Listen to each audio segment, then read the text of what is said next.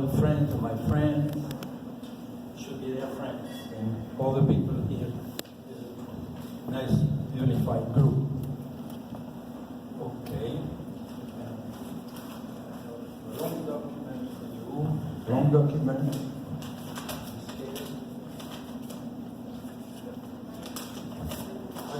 What I want to really tell you about is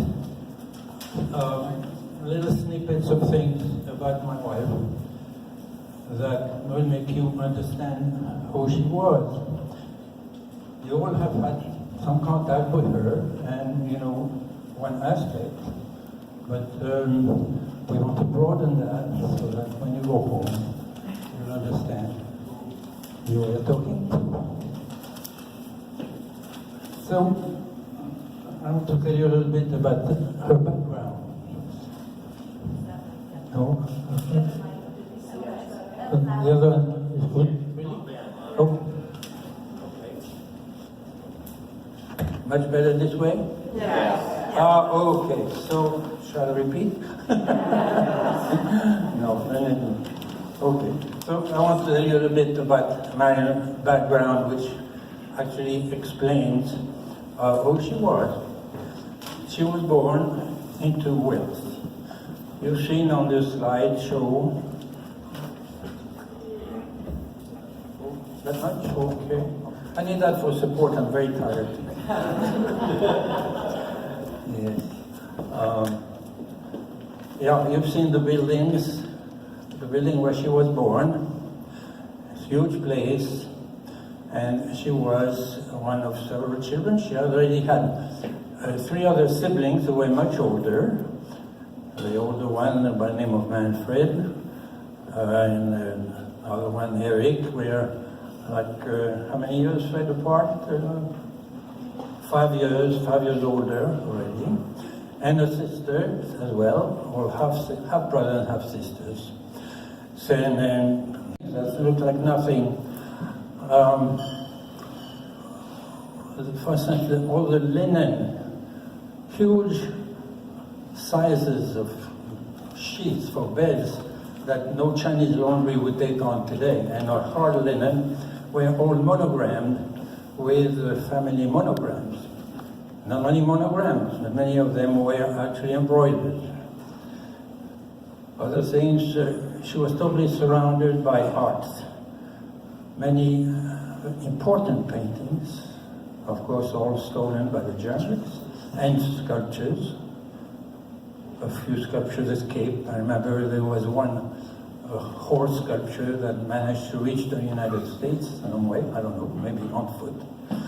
And all this impressed her right from childhood, to the point when she had her own children and wanted to name them, she named them so that the monograms would be very cohesive. So we have DJC for Darrell Jan Couturier. We have DJC for Delian Couturier. And we have TJC for Kerry Couturier. At least there's a JC in common, which she said would be consistent with the luggage. You could have the luggage monogram like this and recognize it at the airport or the railway station. So you see, so she grew in all that, and she went to all kinds of places, vacation, rode horses and all that. So there's a very interesting little anecdote there. Later on, maybe I should explain the situation of the family. There was a family in America, in New York, and then another part of the family had never left Europe and had been hiding in France during the war. There was the sister of her mother, the aunt, and finally settled in Dijon. And when Marion went to Europe to study French and various other good things in Switzerland, in Lausanne, she was not far from the the other side of the family in Dijon, it's only a 2-hour train ride. So she had a pretty good student life in Lausanne, from what I hear. She was visited by some of her cousins from Dijon, and anyway. So one day she was supposed to come to France to visit her aunt, and when she took the train, it was after an all-night party, and she was very tired. So she took the train to Dijon, which happens to be a train that continues on to Paris. So she fell asleep on the train and never stopped off in Dijon and went to Paris. She hardly had any money in her pocket. So, but she wasn't fazed by that. She was only 17 at the time. So she hopped in a taxi and said, take me to the Georges V. Why the Georges V? Because she remembered that her father, who was a Francophile, very much so, he bought all kinds of French paintings and came to France as often as he could, was going to the Georges V. So taxi takes her to the Georges V, and she tells taxi, wait for me. Oh, I forgot to say one thing. She had with her 7 pieces of luggage.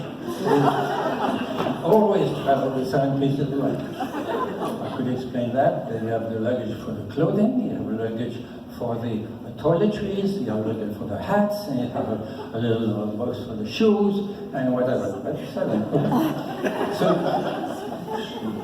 outside of the taxi, the bellhop is there, they're very, very helpful there, with big tips and stuff.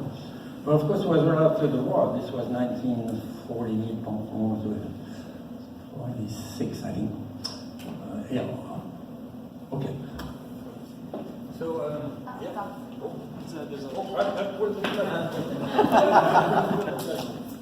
Sorry. Engineers. Testing. Fantastic. No, to hold it better. Okay, so where was I? Oh yeah, so the bellhop takes the luggage, takes it in, and she takes taxi, wait. Taxi waits. She goes to the deck. I am the daughter of Mr. Nathan Sondheimer. I would like a room. And I said, oh yes, so right away, she was recognized right away, and the Sondheimer name was like Passepartout. So I said, will you please pay the taxi for me? I don't have enough cash. Meanwhile, in Dijon, the aunt Susan was biting her fingernails. They said, she was not at the station. What happened? So she managed to get a phone call to her and explain the situation. So eventually, her aunt came and paid the bill. She said, you could have chosen some other modest hotels. So this is the person she was described, totally undaunted, already at an age where I was really like a pussycat. I didn't know anything about life. But she already had this background of being herself, being assertive, and trying anything, not being daunted.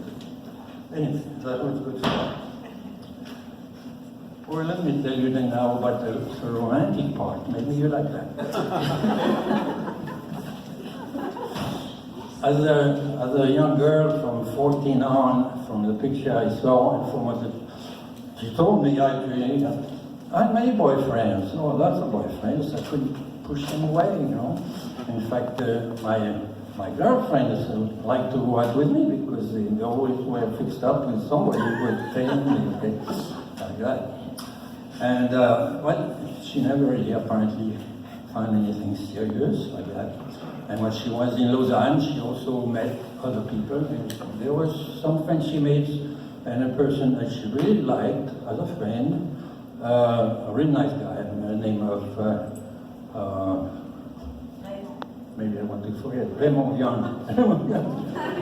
He's a truly nice guy, man, he's a great guy. And lived in Zurich, but was also studying at the same university. So when we finally met, which maybe you want the story how we met? Yeah. Everyone hear that? Okay. One of the sons of the aunt in Dijon was my best school friend. We were 10 years old when we met, and we really locked in pretty tightly. So later on, during the whole time of the war, there were no communications between the people who were already in New York and those in France, and finally the post runs again. So my friend says, you know, I got this cousin in America, she would like to have a French correspondent.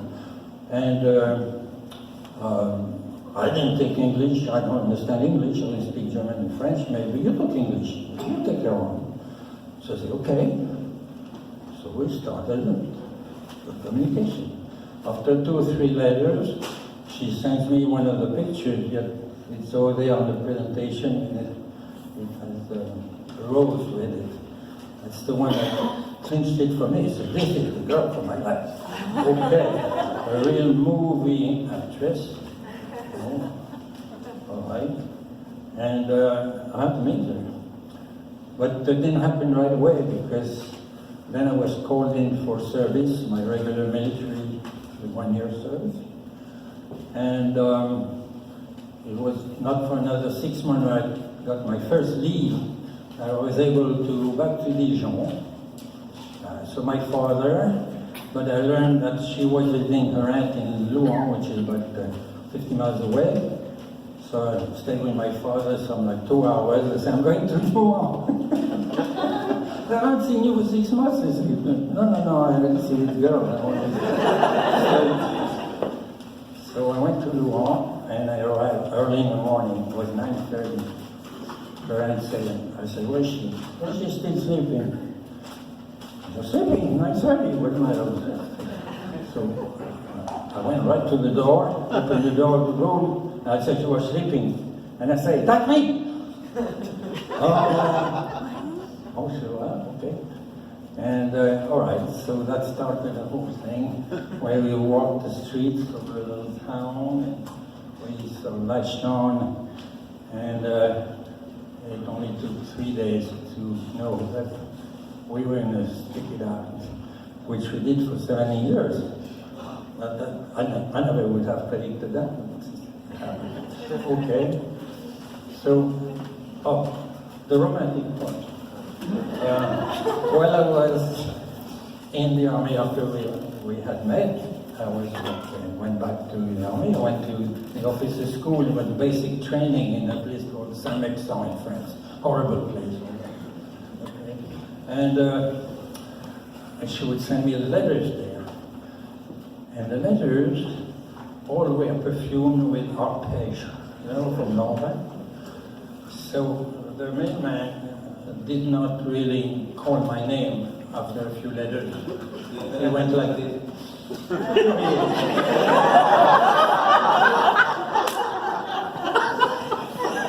Came the 14th of February, it was Valentine's Day. Never heard of Valentine in France, I didn't know what it was. A large manila envelope like that comes in and goes, dirty. Everybody, the whole platoon companies are there to tell you what's there in there. So they say, open it now. I said, no, it's private. No, open it now. So I opened it, and in there comes out, in the shape of a heart, a book of 14 pages on which she had written poems and things rhyming, something like, I don't know. Just try to imagine the thing, okay? And all these people looking around and say, what is that? What is that? Well, that's how deeply romantic she could be. So she gave it all out to me from the beginning, and so did I. So that's the romantic. And you want me to talk about the mother? Well, I didn't know when we had the baby, and before the baby was born, that baby was there. She seemed to know everything about babies, about how to raise babies. When did she learn that? I suspect that she was babysitting for Adrian Sondheimer, who was at that time a baby himself, right? So she must have learned a few things about diapers and stuff like that. I don't know. I didn't know anything about that, but she did. Okay. And she also knew that she wanted to have all her children delivered either at home or in a special clinic. So in Dijon, Darrell was born in a special clinic, not a hospital, very cozy, only person there. Even the dog was there, right? Remember the dog Darrell? That she called later Darrell? She called the dog. Okay. Okay. She had never heard the name, the midwife had never heard the name of Darrell in France. All the names in France are from the ecclesiastic calendar. All the saints are in there. So it's the only one you can use. But Marion said, no, I'm an American, I can choose the name that I want. Saying, I want Darrell. And you know what? The French went and accepted it. Okay. That's how we started. You know, it's another trait of character. Say, I want something, I'm going to get it. She did. Okay, so after that, back in New York, Jerry was born, delivered by midwife at home, in the apartment on 79th Street. And then Young was born at home again. And it was great because at that time the two boys were already like 4 or 5 or something like that. And they said, oh, we're going to get a sister, we're going to get a sister. And they were running all around the apartment and it was a fantastic night. Okay? You don't find that in the hospital. But Marion wanted that.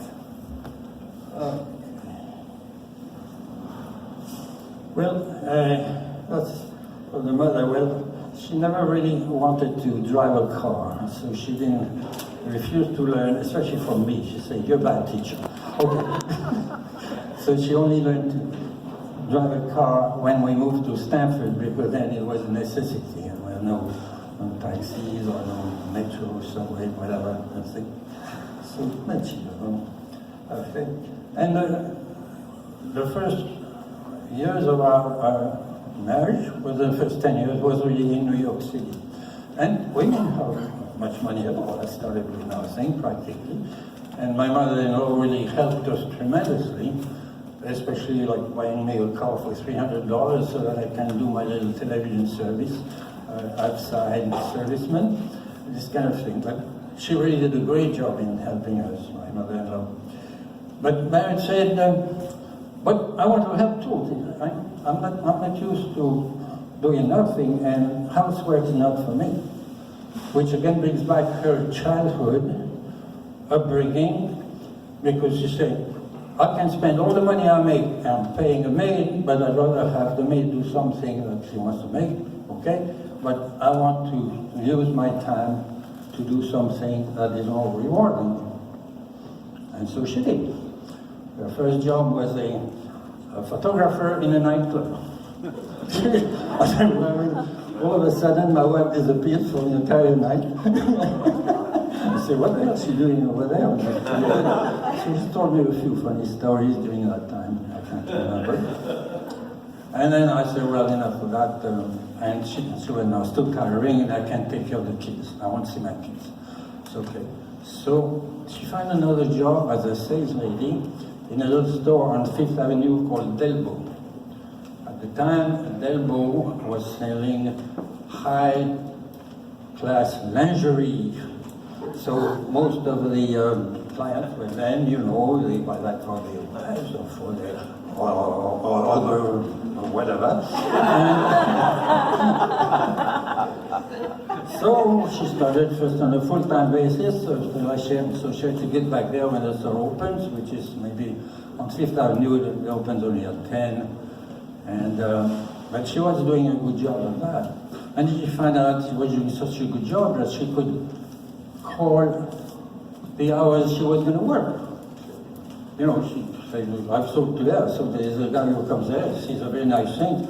So I sold him 3 of them. I'm simply going with my little convincing. So the boss over there at Delbo recognized her potential, and they told her, come anytime you want. If you want to sell, come and sell us something. And she did. So she was going for 2-3 hours in the afternoon and had her fun selling, because for her selling was making a little money maybe, but she found it very interesting. So Oh, so that takes care of her aspect as a mother, or as a woman, very sophisticated. I learned just about everything in life from her ways, and she could move anywhere, and just by looking at her, she could be respected. Her personal appearance was always impeccable, soft tone of voice, and friendly attitude. And she was very strict on etiquette, so she taught that to her kids. Yeah? And as many kids I meet these days that don't know if you have to put the fork on the left-hand side, on the right-hand side of the plate, for instance. Well, this is a low example of etiquette, but there's much more to it than that, you know. Okay.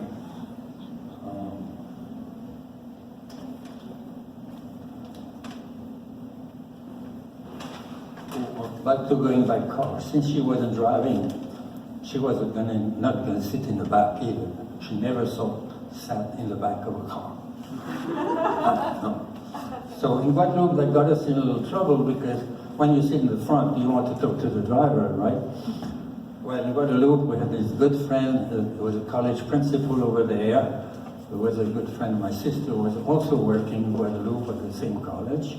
So we visited Guadeloupe almost every year. So she sits in front, his name is Raymond, another Raymond Dupart. And he liked to hear her talk, but he got totally distracted. And there was a roadblock with gendarmes stopping everybody. So the gendarme sitting there right in front of the center of the road, and it came by Raymond full speed around like this, and steps on the brake and stops this far away from the gendarme. Well, the white gendarme, and Raymond is black. So that's it, he's in trouble. What? There's a little Marion next to him. Talks the gendarme out of everything. But he said, okay, you may go.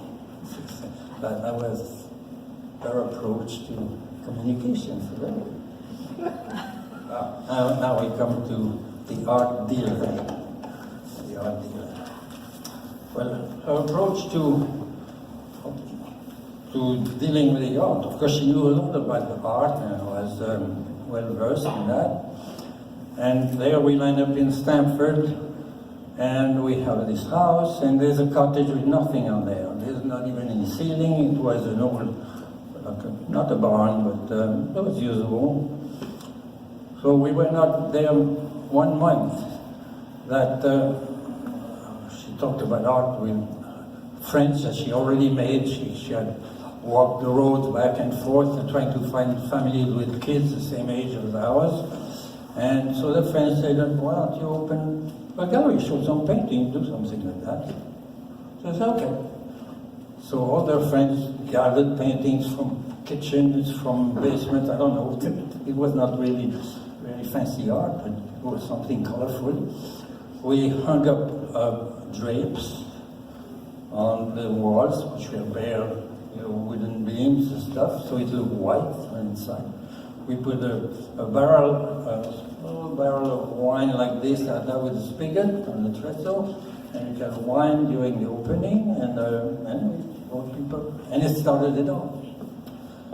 And her selling technique was very soft. Her approach to it was, don't buy it by price. Buy something that you like, and don't buy it because it matches the color of your couch, because you don't want to be like a decorator. You want something you want to live with. So people say, okay. And then they would say, but still I can't afford it. Oh, that's all right, take it home for a week. You don't have to pay me right now. Or sometimes she said, if you want to pay me a little bit every other week, a little bit, that's okay. And you know what? In 40 years of operating like this, she never had a renege. Because she made friends with the buyer. That's how she went. An anecdote to tell you how undaunted she was. Once we had two artists from Chile. I was Emilio Antunes, the first one. The other one was Carlos Ortuzar. And they had a good opening that was very nice. And the lady who was running the radio station of Stanford said, "Oh, I want to give them an interview, live interview." Okay, so we fixed a day. It'll be a Tuesday, 10:30 at the radio station. Well, guess what? You know, these Latin Americans like that, they don't care about the time. They were busy in New York.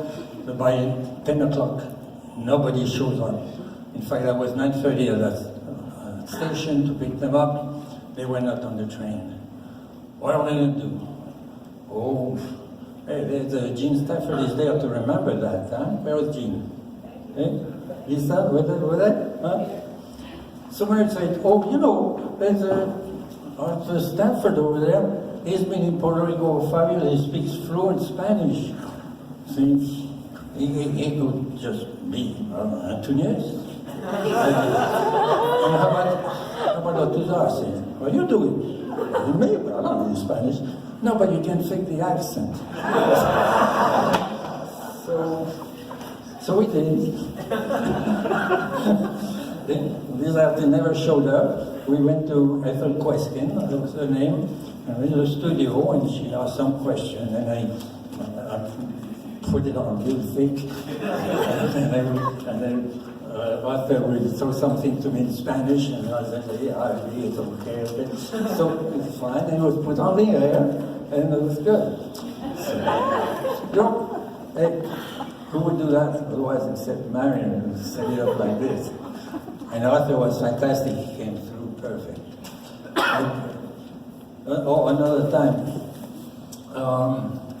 there was a very large affair going on at a center called the Yearwood Center in Stanford, which is mostly for black community, but this whole area, it's this whole area, the black community center, all kinds of stuff. So they had one big affair that was going to be headed by the governor of Connecticut at the time, Ella Grasso. So Marion had said, I'll provide the art for the show. And the art came from a Nigerian son of a tribal chief, and his name was Z.K. Oloruntuba. Call himself Z.K.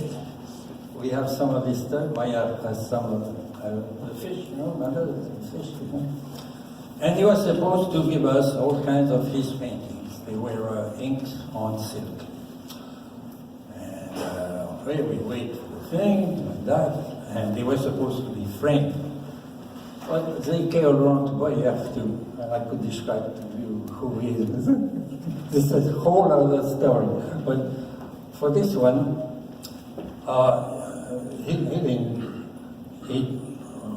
the thing arrived the morning of the show. So we had them like by 8 o'clock that morning, we had the painting unframed. Impossible to hang that. So against Marion came around and say, oh, I think Rennie Bennington will help. And her husband was the president of a very large recycling company. So what do you think? I spent my time with him, cutting wood, nailing frames, and preparing the whole thing for the show, which we delivered down there maybe half hour before it started. But I didn't think of anything to do all the work of a very important person. Someone do it. So that's how she was driving. She was never really caught off guard on anything. Okay. Am I being too long or stuff like that? No.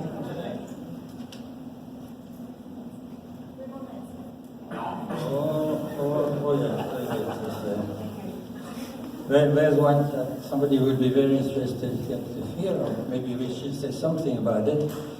she was saying, well, art is okay, but I'd like to do something else. I'm tired of eating in these restaurants. I'm never satisfied. I want to open a restaurant. What?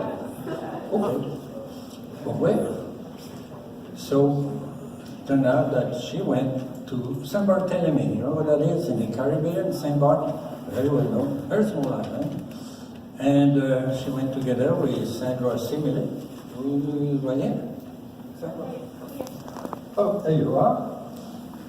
And she left me high and low, and she went there for 4 months, you know, Sam opening a restaurant, Saint Bart. Okay. You see, tell you a little bit about married life. We were together, then we separated, we got together. But I would go and visit her anyway. I'll take off 3 weeks for my job, and I'll go see her in Saint Bart, see how she's doing. So over there, there's all kinds of things that happen that I might let Sandra tell you what she wants to. Because I wasn't there, so I can tell you.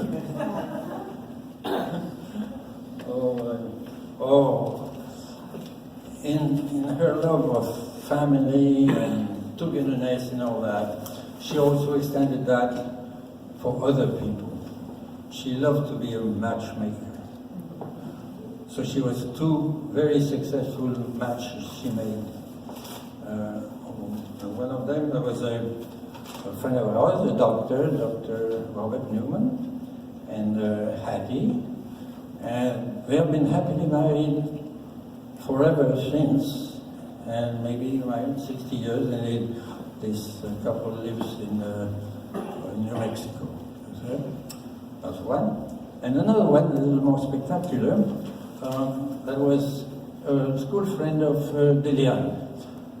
Andrea Lurie at the time, and the other person was the son of one of the first friends we made as we were in Stanford, the Fenton family. And one of the sons, Fred, very energetic young man, they both had, at the time Marion made the match, they were not young anymore. He was about 35 already, and she was about the same age. And she had quite a bit of experience with life as with a Peace Corps in northern Mali. So I don't know if you know where that is, but it's up there in Africa in the desert with nothing to eat but sand. With a little sour cream maybe, but just like this. And she learned all kinds of things about life, how life can be tough and all that. And she was also from a very, very well-to-do family, but she really had life experience first class. As to Fred, he was very adventurous. He went through several careers, including that as an engineer, and went to the Congo to lay what's called sea lines, which is a single wire kind of telephone line in the jungle. And he took up law, and he became a full-fledged lawyer.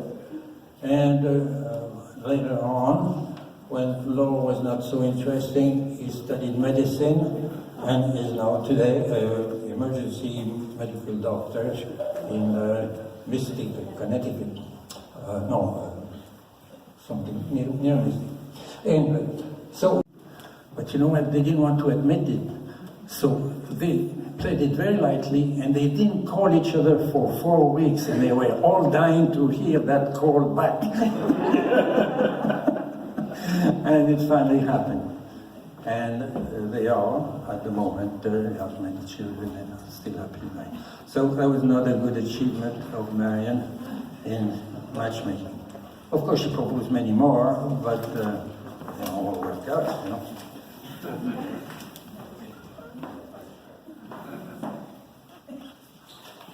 As a wife, the wife. Well. What husband you know wants to talk about his wife? I don't know. Well, actually, she was very good. Very good to me. She was, first of all, wanted to be proud of my appearance.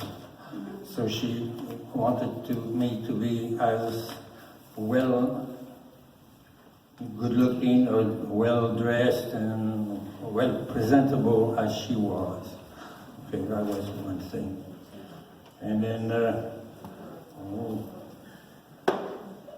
and she was a dietitian. She said, I want to see a big belly on you, no. So for quite a long time, she was very good at that too. And, you can see.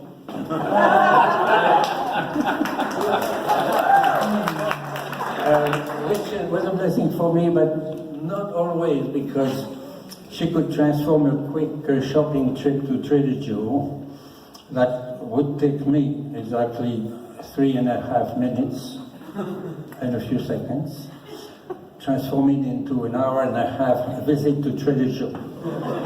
And I found out why. She was reading every label.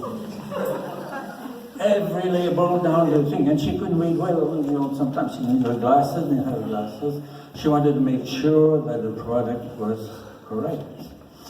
That's how she went. She would also look at the date. So she would never take the first package up front. She would reach out in the back, destroy the whole arrangement. So, the back is 2 days fresher. You can keep it 2 days longer. Oh, well, why not?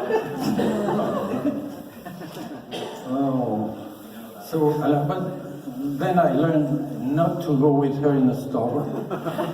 So I took my crossword puzzles and stayed in the car and finished a puzzle or two.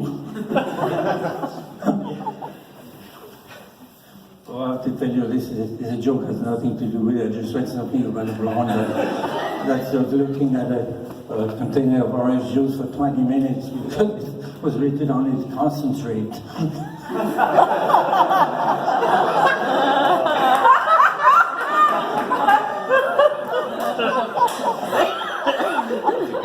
I have been married.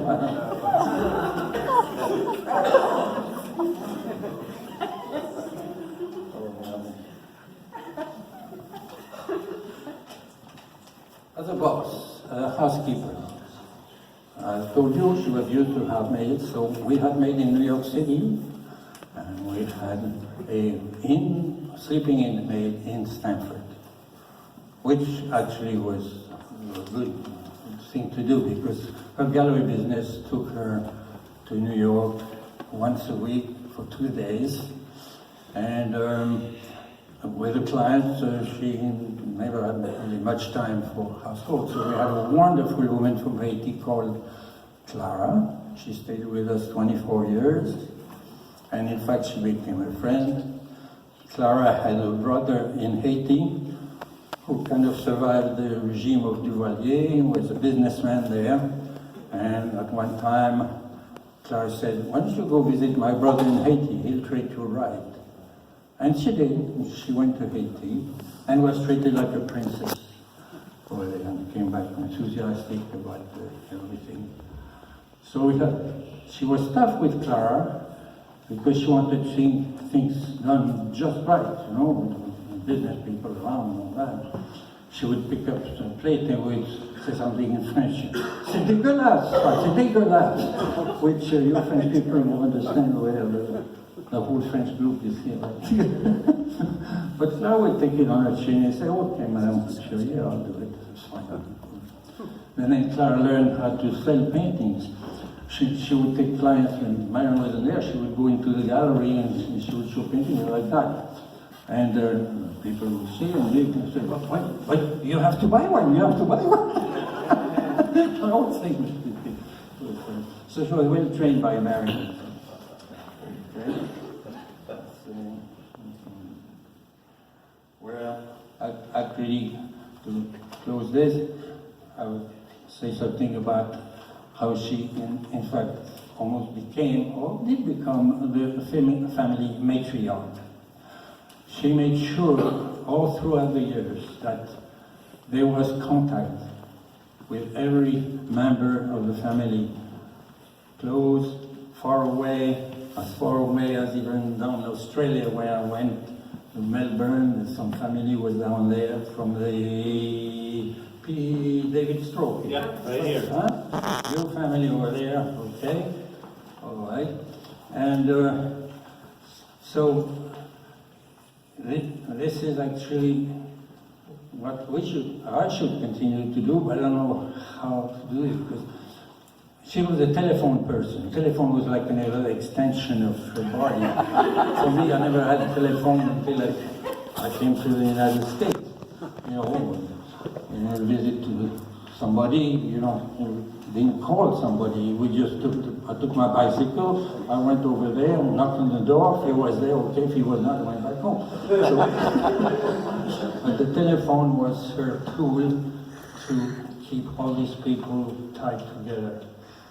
And you can see from there's a list we have of other people who sent word that all around the world, the countryside, they all think like one group, a clan maybe, you want to call it the tribe, they say, but she's not gone. One thing I mentioned, that we were respecting each other's space. If she said, I want to take these kids to Europe to show them something, I wasn't going to say no. I say, you go. And later on, when I was traveling a lot for my own business, I had to go away. Sometimes they say, maybe I can take you along, that's okay, or sometimes not. So our entire life was a constant separation and reunion. And I tell you, the reunions were always fantastic, so like new weddings. I find you again, all we made, the harsh words we could have said to each other before, totally forgotten, this is it. Fortunately, there were not too many of those. And anyway, so it was a relationship that leaves me at this point as if she's on another trip. And since I'm not too far away from taking it myself, I have the patience to wait. Okay, and that's it. I would say, I love you all. You're all very nice persons, very lovely. What can I say? Well, love you all. Okay.